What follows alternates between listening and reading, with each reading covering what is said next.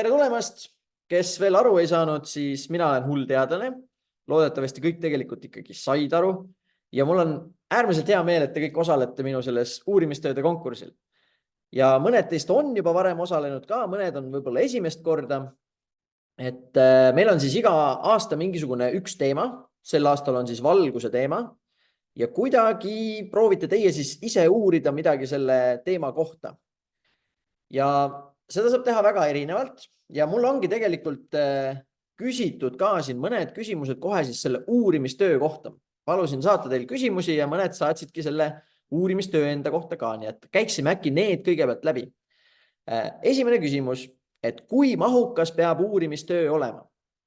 No sellega on nüüd siis niimoodi, et ütleme nii, et sisu on tähtsam kui see vorm siis nii-öelda. Ehk siis te ei pea kirjutama kokku nii pikka asja kui võimalik, vaid seal peab olema siis nii-öelda see sisu. Ja mis ma selle sisu all mõtlen? No kõige ideaalsem variant on see, et see töö annab edasi teie nagu mõttekäiku. Kuidas te siis asjast nagu mõtlesite? Ehk siis see on sellise loogilise jada, et meil tuli näiteks siis umbes niimoodi, või mida ma mõtlen, et mitte teha nii-öelda, äkki mõtlen selle enne. Ehk siis pigem prooviks vältida sellist asja, et meie uurisime seda, siis me tegime seda, siis me tegime seda, lõpuks me tegime seda ja nii ongi. Vaid võiks siis seal olla seda mõttekäiku juures natukene. Ehk siis meil tuli selline mõte, sest siis kirjutate, miks teil see mõte tuli. Siis me mõtlesime seda uurida niimoodi, sest siis kirjutate natuke, miks te mõtlesite seda niimoodi uurida, mis te mõtlete uurida siis. Ja siis saime sellised tulemused, sest ja natuke mõtlete selle peale, et miks te saite sellised tulemused, mida see võiks tähendada ja kas see läks siis täpselt nii, nagu te plaanisite. Ja siis lõpuks võite kirjutada, et kui teine kord uuesti teeme, siis teeksime teisiti seda, sest ja siis natukene võib-olla seda, et mida te teeksite teistmoodi. Ehk siis natuke sellist nagu nii-öelda mõttekäiku just sinna sisse panna. Ma arvan, see oleks väga-väga tore, seda on alati väga äge lugeda. Kusjuures näiteks eelmine aasta üks, ma ei mäletagi, kes see nüüd oli, aga keegi kuskil kirjutas sinna uurimistöösse sisse umbes midagi sellist, et oli raske seda tööd teha, sellepärast, et vahepeal läks meelest ära midagi vaadata ja mõnel päeval ema ei tuletanud üldse meelde, et vaadata seda meie katset. Et see on nagu selles mõttes naljakas küll, aga see on väga hea, et saite sellest aru, et mõni päev läkski luhta, sellepärast, et näed, ema ei tuletanud meelde. Muidugi tuleks ise meelde tuletada endale, aga sellegi poolest on hea seda kirja panna, kui läks kuidagi teistmoodi. Loodan, et sellest natukene oli abi siis. Aga lähme kohe edasi. Kas materjalide hulgas on vormistamise juhend? Ei, vormistamise juhendit ei ole ja vormistamine ongi täiesti vaba. Te võite kirjutada sellise justkui nagu täitsa päris uurimistöö, nagu on siis teadlased kirjutavad. Või siis võite teha ka kas või video sellest filmida kogu oma asja käigust.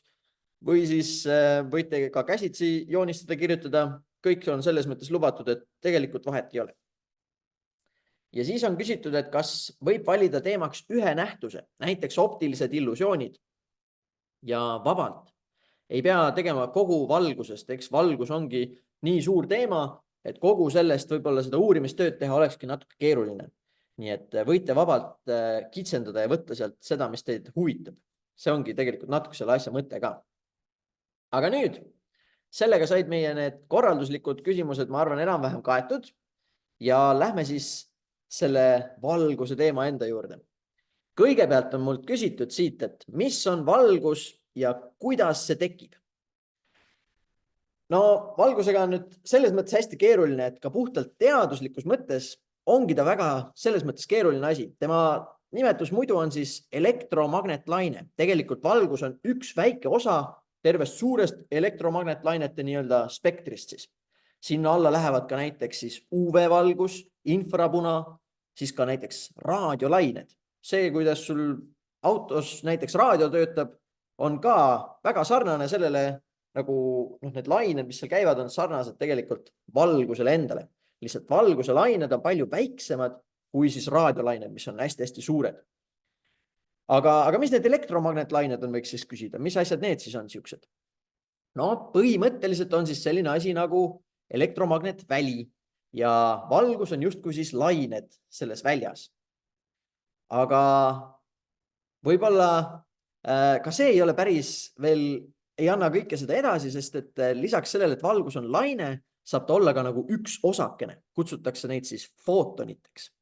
Et kui üks valgusosake näiteks läheb kuskile pihta, siis ta saab anda selle oma energia, mis selles footonis oli, edasi. Aga siis see justkui lähebki ära ja siis, kui enne ta oli justkui laine, aga siis ta justkui oli see üks asi, mis andis oma kogu selle energia ära. Noh, nagu piljardikuul läheb teisele pihta ja jääb ise seisma, teine piljardikuul hakkab liikuma, aga laine ju vist niimoodi päris ei tööta, et läheb kuskile pihta ja siis kogu laine igal pool kaob ära. Aga sellega ei olegi väga lihtne, ega valgusest ei saagi kahjuks mõelda nagu täpselt nende asjadega, millega meie siin nii-öelda suures maailmas tegutseme. See hästi-hästi pisikene maailm, kus on valgus, see ongi väga teistsugune. Et selle kohta öeldakse siis kvantfüüsika. Ja ei olegi mõtet siin võib-olla liiga palju mõelda, et milline ta siis, et mille moodi see valgus on nagu sellest päris maailmast või noh, sellest suurest maailmast, kus meie siis elame nii-öelda, vaid tulebki leppida lihtsalt sellega, et valgus ongi veider ja need väikesed asjad ongi veidrad samal ajal justkui laine ja justkui osakene. Aga nii, siis on küsitud, kust ja millal sai valgus üldse kunagi alguse? No, tegelikult oleneb hästi-hästi palju sellest, et mis valgusest me räägime. Praegu teie olete enamik mingis klassiruumis, teil on seal aknad, aga on ka lambid. No see valgus, mis lambist tuleb, see on põhimõtteliselt just tekkinud. Hetk tagasi tekkis, juba põrkab seal teil ruumis igal pool ringi, jõuab teie silma ja siis te seda juba näete ka. Aga õuest tuleb valgus on tegelikult siis tuleb päikeselt ja ühtpidi võttes võib öelda, et see on umbes 8 minutit ja 20 sekundit vana. Sest et see on täpselt see aeg, kui kaua läheb valgusel aega, et jõuda päikeselt siis maa peale. Aga tegelikult ka see ei ole võib-olla päris täpne. Mingis mõttes saab see valgus juba seal päikese sees ka ringi põrgata igale poole. Ja alles siis mingi hetk jõuab ta sinna päikese pinnale ja sööstab sealt siis maa poole teele. Nii et tegelikult see valgus, mida te õuest näete, võib olla põhimõtteliselt juba tuhandeid või ka 100 000 aastaid vana. Aga ka see pole veel midagi. Kui te olete kunagi öösel õues ja näete tähti, siis olete võib-olla kuulnud, tähed võivad olla päris kaugel. Mõned tähed on lausa miljardite nii-öelda valgusaastate kaugusel, mis tähendab, et valgusel lähebki sealt meieni jõudmiseks miljardeid aastaid.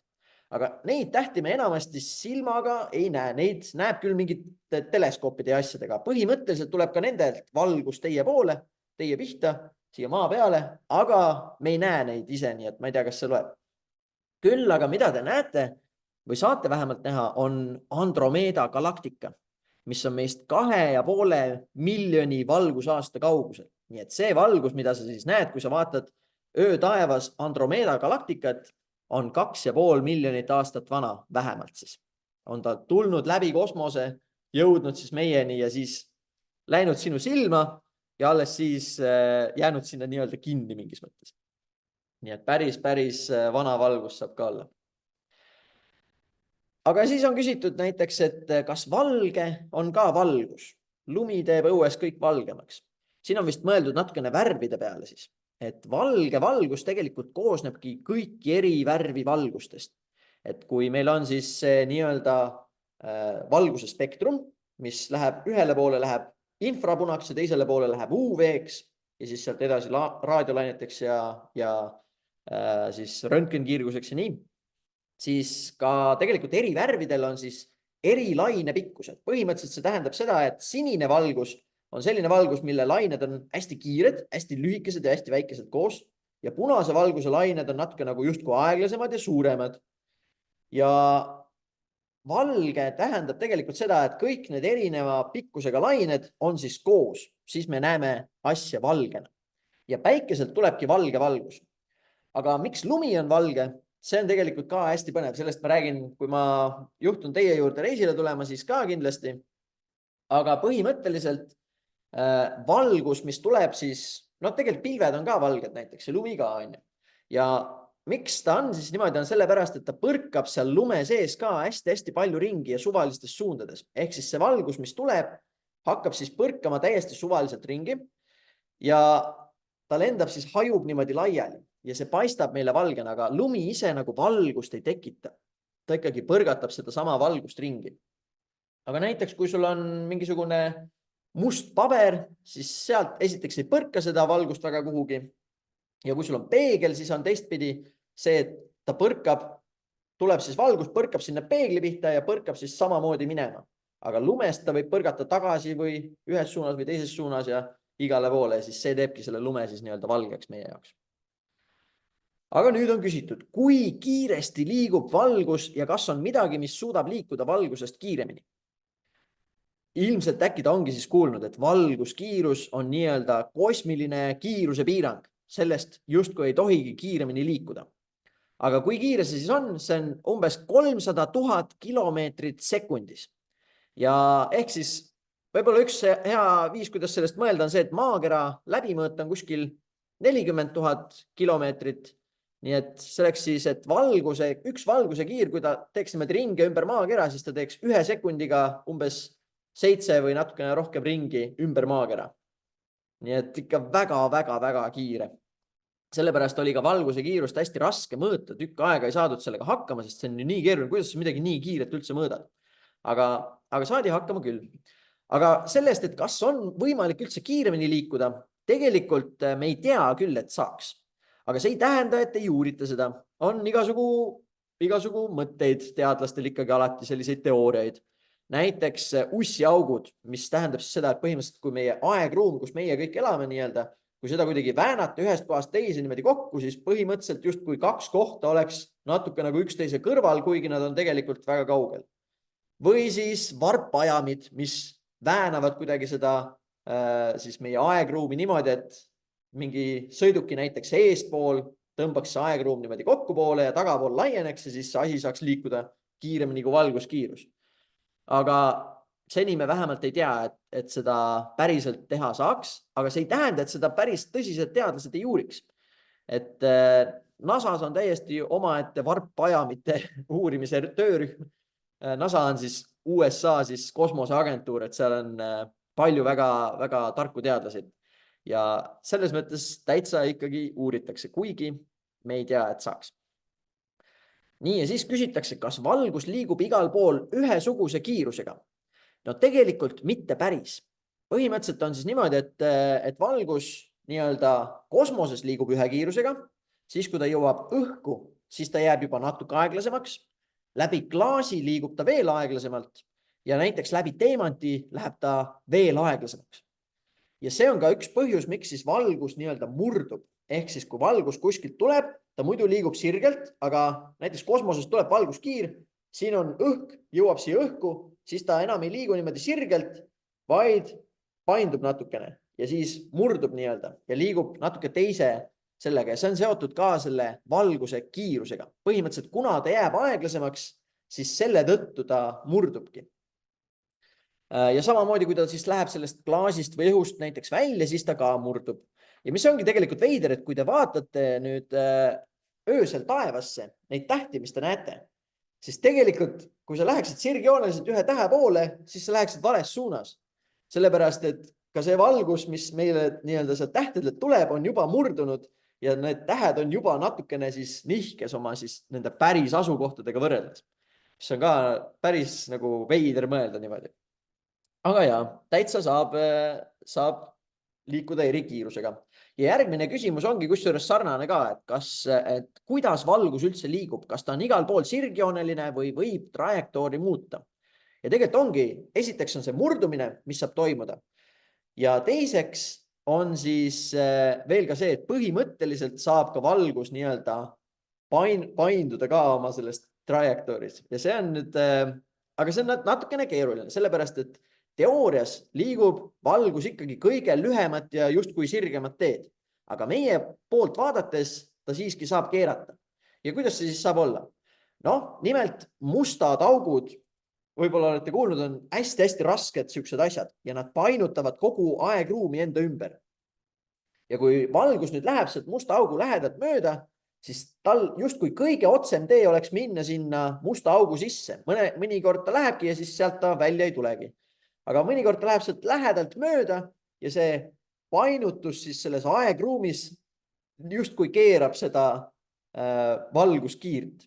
Aga tegelikult teatud moodi, kui selle valguskiire enda vaatevinklist vaadata, siis tema just liigub otse. Lihtsalt vahepeal on tal kõige otsem liikuda kumeralt ja sinna musta augu poole. Aga see ongi siuke väga veider teema ka. Nii, aga mis meil siin veel on siis? Kas ja kus lõppevad päikesekiired? See tähendab, kas päikesest tulev valgus on mõõdetava pikkuse kaugusega. Kas valgus üldse mingil kaugusel hääbub lõpuks? Ehk siis see on nüüd niimoodi, et põhimõtteliselt valgus, kui tuleb mingi valguskiir, siis see tegelikult tähendab, et sealt kogu aeg tuleb uut valgust. Uued footonid kogu aeg tulevad, sellepärast ta moodustab sellise kiire. Tegelikult valgus ise ei ole see kiir ta on ikkagi, ta liigub järjest edasi. Aga ehk siis põhimõtteliselt ei ole siis niimoodi, et päikeselt on see sama valguskiir ulatub kuidagi maa peale, vaid tulevad järjest uued valguse, justkui need tükid, need footonid siia maa poole. Aga see on küll iseenesest põnev, et kas valgus mingil kaugusel hääbub, siis tegelikult ei. Põhimõtteliselt valgus saab minna lõputult edasi. Kui ta on seal siis kosmoses juba seal vaakumis, miski ei jää talle ette, siis ta liigub järjest ja järjest edasi. Küll võib ta natukene muutuda, aga see on juba selline ka natuke keerulisem teema, aga põhimõtteliselt ta saab minna ajapikku siis justkui punasemaks või see tema laine saab minna venida välja justkui, siis kui universum ka niimoodi paisub, aga see on siuke võib-olla natuke keeruline juba. Nii, aga lähme natukene siis siukse psühholoogia poole. Meil on siis küsitud, et mis juhtuks inimesega, kui ta peaks elama täielikult ilma valguseta. Kuidas see mõjutaks tema arengut, tervist ja muud sellist. Sellega seoses, kuidas mõjutab valgus inimest igapäevaselt, näiteks tema unerütme, meeleolusid, ainevahetust ja nii edasi. Kusjuures on tehtud täiesti on ka katsetatud, et mõned hullud on ka ikkagi proovinud järgi, et kuidas oleks elada täiesti pilkases pimeduses. Ja see mõjutab inimest küll, aga põhimõtteliselt esiteks on see, et võib-olla olete kuulnud, et päikesevalgus on hästi oluline, sest sealt me saame D-vitamiini. Nii et mingil määral saada päikesevalgust on hea, siis meie keha toodab siis D-vitamiini, mis on meile hästi kasulik ja võib-olla osad teist vähemalt võtavad ka siis seda talveperioodil ise juurde, näiteks mingite tilkade või kapslitena, et ka see on tegelikult Eestis täitsa isegi mõistlik, sellepärast et kui muidu paljude vitamiinidega on see, et ei ole väga kindel, kas on mõtet võtta, sellepärast et enne sa pead teadma, et kas sul on seda puudu või mitte, siis D-vitamiiniga on tõesti niimoodi, et seda üpris kindlalt on hea talvel juurde võtta, kui sa just kuidagi eriti palju päikest ei saa kuidagi kahtlastel põhjustel, aga ei tea. Aga mis veel saab olla? Tegelikult on pimeduse ja valgusega seotud ka siis meie unerütm just põhiliselt.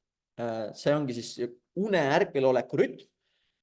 Ja see on nüüd niimoodi, et põhimõtteliselt meie kehas on justkui kell, mis on enam-vähem 24 tundi, aga ta nihkub natukene kogu aeg paigast ära. Ja siis meie aju aitab panna selle kella uuesti õigeks selle valguse muutumise järgi, et millal hakkab valgus paistma ja millal valgus ära kaob. Ja kui nüüd me ei ole üldse valguse käes, me oleme pilkases pimeduses, siis see rütm läheb paigast ära. Et inimestel võibki see ööpäeva rütm minna 24 tunni asemel näiteks 25 või 26 tunni peale. Et see on esiteks üks asi, et ta võib-olla ei saa enam aru, millal on päev ja millal on öö. Ja siis tema keha toimib natuke teistmoodi ka. Sarnane teema, kusjuures on ka tegelikult pimedate inimestega, et ka neil võib see unerütm paigast ära minna mingil määral. Aga siis, miks see unerütm kasulik on sellepärast, et sinu aju on või sinu keha üldse on siis valmis tegutsema õigeks asjaks, et me õhtuti oleme väsinud, hommikuti me ärkame üles ja kui me hommikul ei saa siis näiteks piisavat valgust, et meie keha saaks aru, et nüüd on aeg ärgata, siis tegelikult ta ei ärka veel päriselt korralikult üles. Kusjuures tegelikult ongi üks hästi kasulik asi, mida vähegi valgel ajal teha, on see, et kui sa ärkad, siis kohe astud õue sisuliselt. Tõused voodist üles, viskad mingid paar riideasja selga, kohe lähed õue ja jalutad näiteks 5 või 10 minutit ja vaatad nii palju seda valgust õues, kui saad. Sest kuigi me ei pane seda tähele, siis õues on tegelikult alati, kui on valge, siis on väga valge võrreldes toaga. Et päike on väga võimas valgusti ja isegi kui on natukene pilves, siis tegelikult ikkagi on õues hästi valge ja see äratab siis meid üles normaalselt.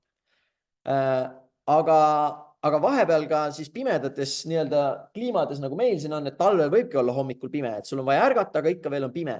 Siis tegelikult kasutatakse ka täitsa siukseid lampe, mis nagu lasevadki sulle hästi tugevat valgust näkku, et sa ärkaksid üles ja seda mõned inimesed kasutavad, kellel näiteks on depressioon või on nagu meeleoluga kehvasti, siis nemad vahepeal võib see neile mõjuda hästi, et nad hommikuti lasevad endale väga tugevat valgust peale. Ja sarnane asi on ka õhtuti. Kui te õhtuti hakkate magama minema, siis tegelikult ei ole hea enam vaadata just siis sinist värvi valgust. See mõjutabki meid kõige rohkem. Sellepärast on ka siis telefonidel ja ekraanidel asjadel on siis siuksed unerežiimid, mis lähevad siukseks oranžiks justkui.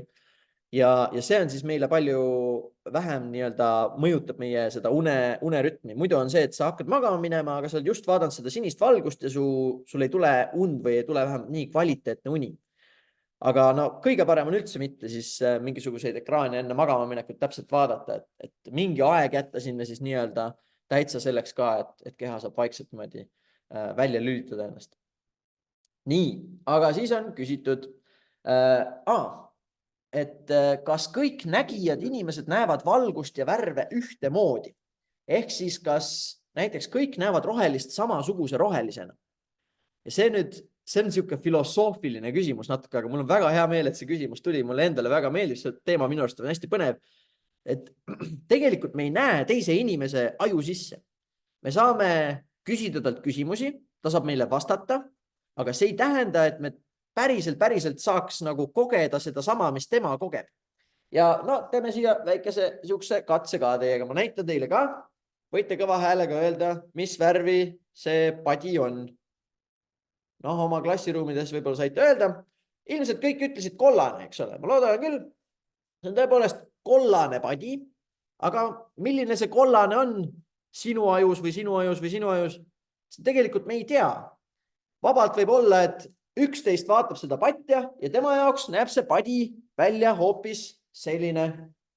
Aga tema on harjunud ütlema selle värvi kohta kollane. Sest et kogu aeg kõik näitavad selle peale, et näed, see on kollane.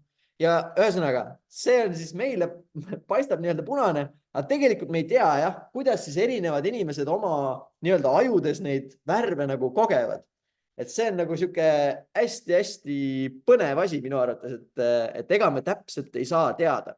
Kuigi, kahtlustus on, et äkki midagi sarnast on, aga samas, eks meie ajud panevadki selle pildi maailmast kuidagi ise kokku ja kes teab, inimestel panevad seda pilti erinevalt kokku need ajud kogu aeg, nii et võib täitsa olla. Nii, aga siis on küsitud ka, et kas loomad näevad siis valgust samamoodi nagu inimesed, linnud ja putukad näiteks ka. Ja ka siin on vastus, et ei, aga siin läheb asi veel kaugemale. Mitte ei ole see, et nad võib-olla kuidagi kogevad neid värve teistmoodi, vaid ka nende värvituvastus on täiesti teistsugune. Näiteks paljud linnud näevad ka UV-valgust. Ehk siis päikeselt tuleb ka siis UV-valgus, mis päevitab meid näiteks suvel, mida tuleb ettevaatlik olla vahepeal ka. Aga linnud näevad seda valgust ka, meie ei näe. Ja ma võingi teile näidata korra, siin on näete mul, panen äkki natuke lähemale. Ma ei tea, kas te näete, et siia oleks midagi kirjutatud. Vist ei ole. Aga tegelikult mul on nüüd siin üks UV-lamp, millega peaks minema tööle meil. Kas nüüd näete, mul on siin kirjas, võimas ja valgus. Ehk siis, kuigi me ei näe seda UV-valgust, see UV-lamp ja UV selline marker on siuke äge siuke asi, et põhimõtteliselt siis siit peegeldub see UV-valgus selle markeri pealt väga hästi niimoodi tagasi. Ja me saame selle UV-lambiga ja nende kahega nagu koos siis näha, aga linnud näevad siis seda justkui pidevalt ja mõned putukad ka. Ja paljud linnud, kes meie jaoks isegi ei paista eriti siis nagu värvilised, võivad olla teiste lindude jaoks just hästi ilusad ja värvilised ja meie ei saa mitte midagi aru. Et täiesti vabalt võib olla ja samamoodi näevad enamik või päris paljud loomad näevad justkui vähem värve, kui meie näeme. Üks siuke hea näide on see, et võib-olla olete tähele pannud, et loomad proovivad sulanduda nii-öelda oma sellesse keskkonda, neil on siuke kamuflaaž siis nii-öelda, nad proovivad paista, mitte välja paista väga hästi. Ja siis võiks öelda, et okei, aga keegi on mõelnud, miks on tiigrid oranžid? Nad elavad metsas tavaliselt, kus on roheline ja oranž ju paistab siis sealt rohelise seest ju väga hästi välja. Miks nad siis oranžid on, miks nad rohelised ei ole? Aga kusjuures enamik loomi, keda need tiigrid kütivad, ei tee sellel oranžil ja rohelisel vahet. Nemad siis punast ja rohelist, nad on nagu nii-öelda punase ja rohelise värvi pimedad. Et nad ei tee punasel ja rohelisel üldse nii hästi vahet. Nii et nad ka ei tee sellel oranžil ja rohelisel eriti vahet. Nii et nende jaoks see tiiger ongi kamuflaažis. Lihtsalt inimesed näevad seda tiigrit palju paremini kui paljud teised loomad, keda see tiiger siis süüa proovib. Nii et väga huvitavaid asju on seal. Ja koerad ka kusjuures ei näe üldse nii hästi värviliselt maailma, kui meie näeme. Nii, vaatame, mis meile siin veel on küsitud siis. Nii, meil on tegelikult küsimusi on justkui palju. Siis on küsitud seda, et kuidas tekib valgus lampides. Ja tegelikult lampe on hästi erinevaid. Enamik selliseid vanu lampe töötas siis niimoodi, et tuli lihtsalt mingisugune, seal oli lihtsalt siuke metalltraat, mis läks hästi-hästi kuumaks. Ja kui on, vahet ei ole, kui mingi asi on kuum, siis tegelikult ta põhimõtteliselt alati annab siis valgust välja. Ja tegelikult ka soojad asjad, näiteks nagu meie kehad, ka eritavad justkui siis seda elektromagnetkiirgust, mis ei ole küll nüüd valgus, aga infrapunakiirgus. Nii et kui olete kunagi näinud infrapunaprillidega, saab siis inimesi näha niimoodi hõõguvatena justkui. Et meie kehad ka justkui saadavad kogu aeg seda valguskiirgust välja, lihtsalt see on liiga nii-öelda pikk laine, meie silmad seda ei näe. Aga veel kuumemad asjad, kui on siis meie kehad, näiteks mingid, ongi lõke näiteks või mingi siuke asi, siis need eritavad juba täitsa siis seda nähtavat valgust ka. Ja vanasti enamik lampe siis niimoodi toimiski. Aga nüüd on tegelikult palju igasugu uuemaid asju ka välja mõeldud. Näiteks LED-lampide kohta on siin küsitud ka, kuidas need toimivad. LED-lampide toimimine on iseenesest hästi põnev, on ka natuke keeruline, aga põhimõtteliselt seal on siis siuksed, on üks koht, kust nagu elektronid hakkavad liikuma. Elektronid muidu on siis ka see, millega elekter liigub, et elektronide liikumisega seotud on siis ka elektri liikumine juhtmetes. Ja need on siis igasuguste osakeste sees, aatomite üks osa nii-öelda. Ja siis ühes teises materjalis seal on siis siuksed augud, kuhu need elektronid saavad hüpata nii-öelda. Ja tegelikult selle elektroni nii-öelda selle energia muutumise vahe justkui ongi see, millest see valgus justkui tekib. Et kui elektron kuidagi muudab oma energiat, läheb siis justkui kõrgemalt tasemelt madalamale, siis see vahe, mis seal on, selle valgus siis tekibki ja kusjuures see on ka see, mis määrab ära, mis värvi valgus tuleb. Et tükk aega oli tegelikult hästi keeruline teha siis, et LED-lampe ei saanud hästi kasutada, sellepärast et osati teha ainult rohelisi ja punaseid LED-lampe. Ja see oli jama, sellepärast et tegelikult, kui meil on juba 3 värvi olemas, roheline, punane ja sinine, siis nendega me saame tegelikult kokku segamise teel teha juba kõiki teisi värve inimese silmade jaoks ka. Ja see oleks juba väga hea, siis me saaks justkui nagu valgeid pirne ka põhimõtteliselt teha. Aga seda ei olnud. Ja siis, sest seda sinist valgust täpselt ei osatud teha, sest et see materjalide vahe kuidagi täpselt ei olnud selline, et ei saanud teha seda õige pikkusega hüpet selle elektroni jaoks justkui. Aga oli üks mees, kes siis väga-väga palju nägi vaeva sellega. Ta põhimõtteliselt pühendas oma elu sellele, et ta oli kindel, et see kuidagi on ikkagi tehtav. Ja ta töötas ühes firmas, mis isegi ütles talle, et kuule, mis sa sellega jamad ära, ikka tee seda nagunii ei saa teha. Kõik olid juba kokku leppinud enam-vähem teadlased, et seda nagunii ei saa teha. Aga tema uuris ikka edasi ja proovis. Ja pärast aastate pikkust tööd sisuliselt siis avastas selle täpselt õige kombinatsiooni, kuidas tekitada siis sinist valgust LED-lambiga. Ja see oli siis suur revolutsioon. Tänu sellele saavad üldse olemas sellised ekraanid, nagu teil praegu on ja telefoni ekraanides enamasti on teil LED-lambid ja ja ka kodudes on palju igasugu LED-lampe, et see, et me saame siis valget värvi teha nii-öelda LED-iga, see on tänu siis sellele ühele mehele, kes nägi siis hästi palju vaeva. See ei tähenda, et enamik teadusavastusi niimoodi tehtakse, aga vahepeal tõesti on niimoodi, et keegi üks tüüp kuskil pusib hästi tükk aega ja lõpuks siis saavutab edu ka. Nii, aga siis küsitakse, et miks on vahel öösel valge? Ma ei tea, kas mina käisin eile õhtul just korraks õues ja oli tõesti hästi-hästi valge. Ja see põhjus on siis selles, et tegelikult kui meil on lumi maas ja siis pilved veel pea kohal, need mõlemad põrgatavad valgust väga hästi, et nad ei lase sellel valgusel kuskile ära hajuda eriti. Ja see siis hoiab seda sama valgust, mis juba on nagu kauem nagu ringluses mingis mõttes ja siis meil paistabki kõik valgem. Aga kui oleks täiesti nagu kott pime, kuskilt nii-öelda valgust ei tule, siis lumi ka ikkagi, ega me seda siis ka ei näeks. Et kui sul oleks täiesti kott pime ruum ja sa võtaksid sinna lume sisse, siis ega sa seda lund ikkagi ei näeks. Et mingisugune valgus kuskilt peab siis tulema. Noh, tavaliselt tulebki ta siis kas ikkagi taevast, kuskilt kas tähed või kuu või mis sealt siis paistab, natukene kuskilt kumab võib-olla päikesevalgust ka veel kaugelt või siis ikkagi mingitest lampidest, mis meil siin maa peal on. Nii et kuskilt seda valgust tuleb ja ta jääb lihtsalt väga palju kauem siis kestma.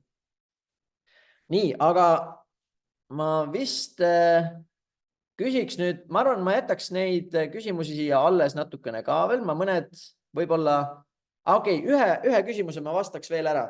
Ja siis ma arvan, te võite siia ka mõelda, kas teil on vahepeal tekkinud mõni küsimus, võite siis oma õpetajatele öelda, siis nad saavad veel kirjutada siia näiteks ja siis vaatame, kas vastame mõne selle ka, aga muidu ma ise räägiks viimaseks asjaks siis laserist. Ja laserist on ka küsitud, et kuidas see töötab. Laser on hästi huvitav, sest muidu üldiselt asjad, mis tekitavad valgust, tekitavad seda igas suvalises suunas.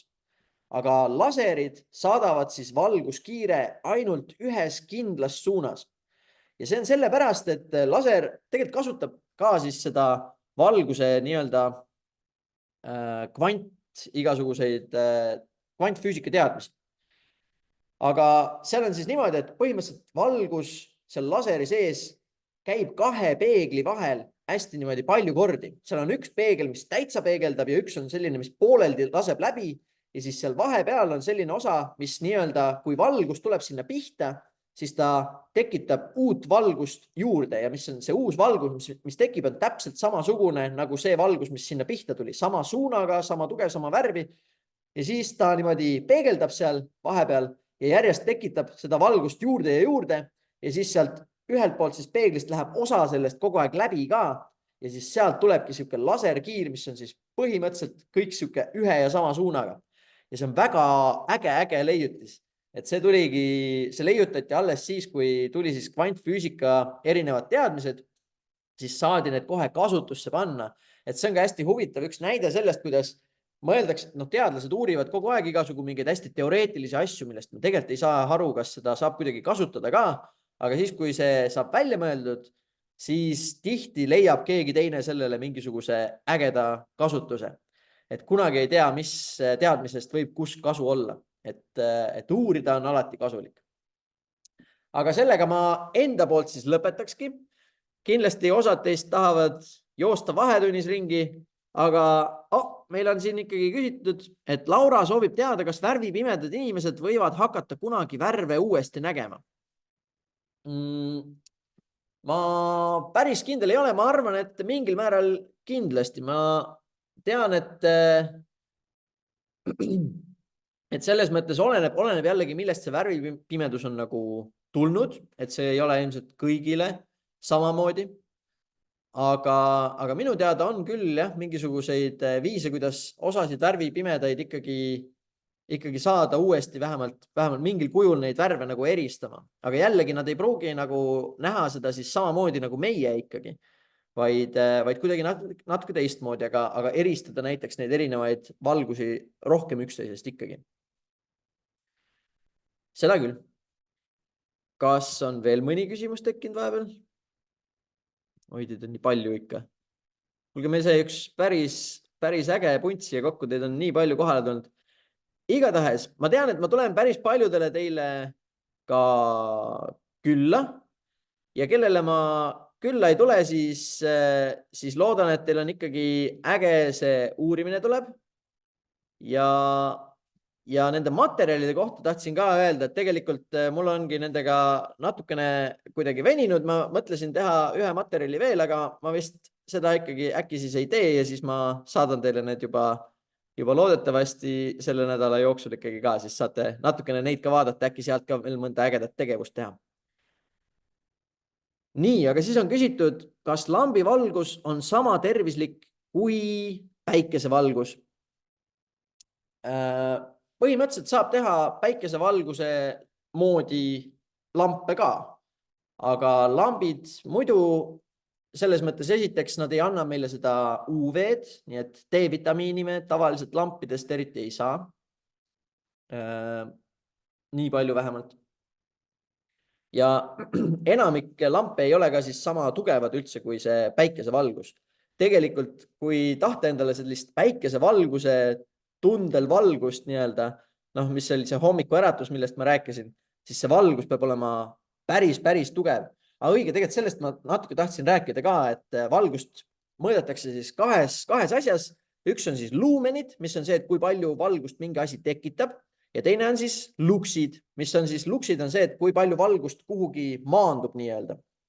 Ja keegi õige vist küsis ka seda siin, et kui palju valgust peaks olema siis näiteks klassiruumis või kuskil, siis see oleneb natuke sellest, mida sa teed. Kui sa tahad teha mingit väga täppis asja oma kätega, siis on hea, kui sulle tuleb sinna palju valgust, aga just selle koha peale, siis sa näed seal paremini tegutseda.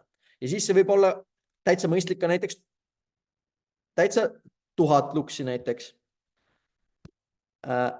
Vabandust, mul hakkas mingi asi tööle, aga igatahes siis nende luksidega on siis niimoodi, et tavaliselt klassiruumis võiks olla siis kuskil 500 näiteks neid.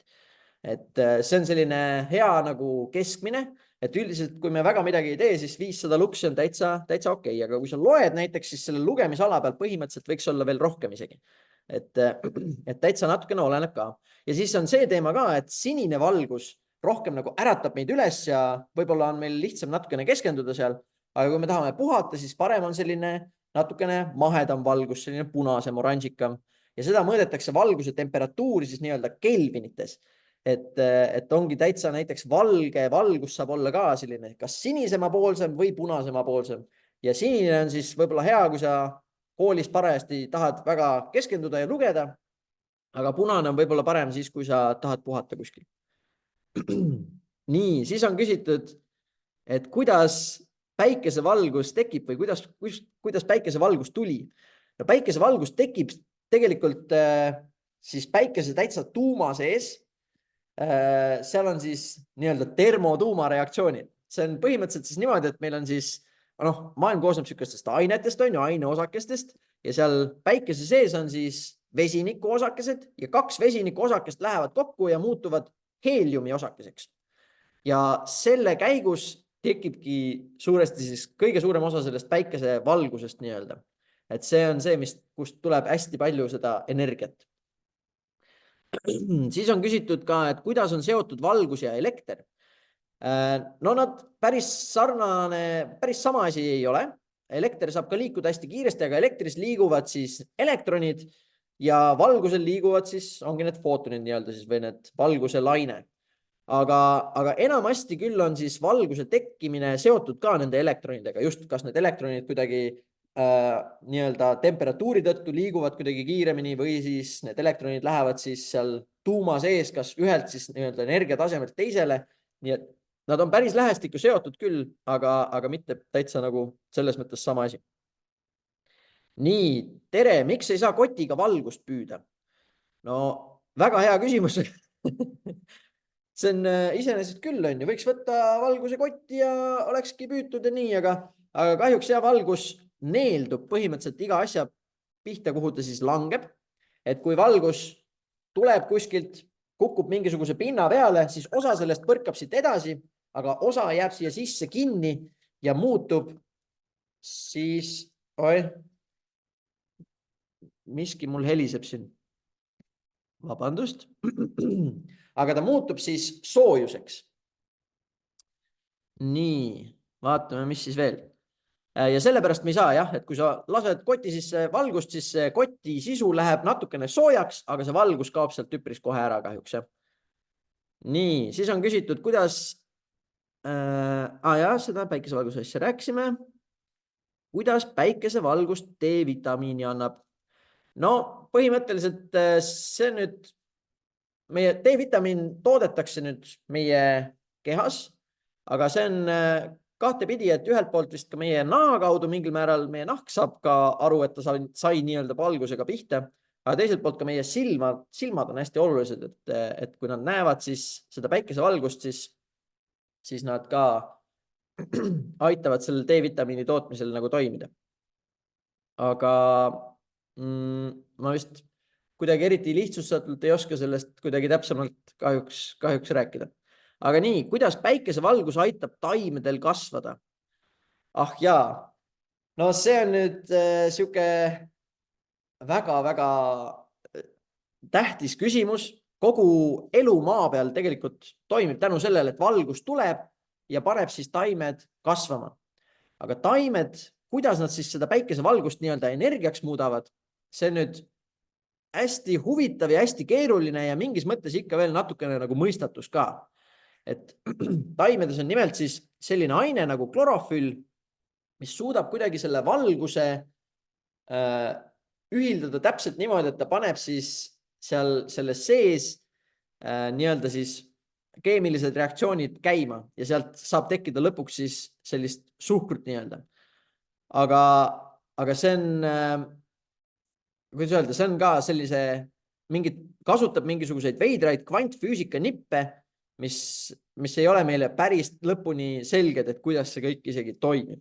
Nii et see on üks huvitav asi, et kogu meie elu baseerub siis valgusel küll ja me isegi väga täpselt ei tea, kuidas see kõik käib.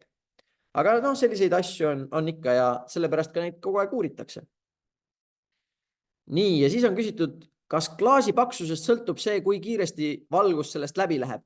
Põhimõtteliselt siis küll, jah. Kui valgus liigub klaasi sees natukene aeglasemalt, siis mida paksem klaas on, seda aeglasemalt see valgus sealt läbi läheb. Aga lihtsalt jama on selles, et see valgus on nagunii nii kiire, et seda endal on väga raske kuidagi märgata või mõõta, aga väga täpsete tööriistadega saab seda või mõõteriistadega saab seda mõõta küll. Miks peegel peegeldab laseri valgust? Tegelikult peegel peegeldab kõike valgust. Peegli mõte ongi see, et kui valgus tuleb, ükskõik kust suunast ta tuleb, siis ta põrkab täiesti edasi. Ta ei neeldu siin, ta ei jää siia kinni ja ta ei põrka ka mingis suvalises suunas tagasi, vaid ta põrkab alati siis nagu sirgjooneliselt põrkab edasi. Ja kuna siis laserkiire omadus ongi see, et on kõik need valguse nii-öelda footonid tulevad ühest suunast ja lähevad samamoodi, siis seda on hästi selgesti näha. Aga põhimõtteliselt ka peegel ju peegeldab ka sind, et kui sa vaatad ise peeglisse, siis igalt poolt, kus kõik, mida sa näed, siit on ka tulnud mõni valguse nii-öelda kiir põrganud siit, põrganud peeglisse ja põrganud sealt peeglist uuesti sulle silma ja tänu sellele sa üldse ennast sealt peeglist ka näed. Et peeglid ongi siuksed hästi ägedad asjad. Ja miks valgus nii kiire on, küsitakse ka. Valgus on kiire sellepärast, et valgusel endal ei ole siis massi nii-öelda, et tal ei ole raskust põhimõtteliselt. Ja mida kergem mingi asi on, seda kiiremini ta liikuda saab ja valguskiirusel saavadki liikuda põhimõtteliselt ainult asjad, millel endal nii-öelda massi ei ole. Et kui sul juba on mingisugunegi mass, siis on see, et mida kiiremini sa liigud, seda nii-öelda rohkem energiat on vaja ja lõpuks jõuab see siis sinna niimoodi, et kui sa tahad valguse kiirusel liikuda, siis sul on vaja lõpmatus energiat ja siis seda ei ole võimalik saavutada. Nii et sellepärast ongi põhimõtteliselt niimoodi, et valgusel endal mingit raskust justkui ei olegi ja tänu sellele ta saab ka nii kiire olla. Ja kas kuu valgus on mere peal valgem kui maa peal, küsitakse ka. Põhimõtteliselt ikka jah, sest ta peegeldub sealt nii-öelda mere pealt uuesti, eks ole.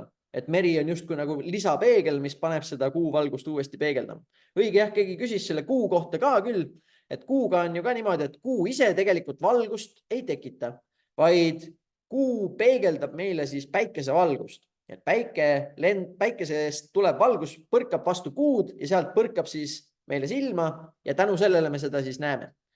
Ja no mingis mõttes jah, ühesõnaga kuu ise selles mõttes valgust nagu üldse ei tekitagi. Aga see kuu valgust saab siis põrgata uuesti ka mere pealt ja siis ka sulle silma, nii et siis on justkui nagu veel valgem. Ja üldse tegelikult täiskuu ööl on ikkagi õues päris palju valgem. Vahepeal on isegi, kui on eriti suur täiskuu ja on väga selge ilm, siis võib ka olla varje näha tegelikult. Samamoodi nagu päikesest jäävad varjud, siis mingite asjade taha, siis ka kuuga saavad varjud tekkida, et kuule jääb mingisugune puu ette ja puu taga on vari. Nii et saab päris hele olla see ka. No nii, kuulge, aga nüüd küll, ma arvan, tõmbame otsad kokku. Ma lubasin, et üle 45 minuti väga ei lähe. Nii et lasen teid oma koolipäevaga edasi minna vahetunnile ja mida kõike te tegema hakkate. Igatahes loodan, et näen teid paljusid ka siis seal koolis. Ja keda ei näe, siis loodan, et teil on vahva uurida igal juhul, eks? Nii et peatse nägemiseni. Tšau! Tšau!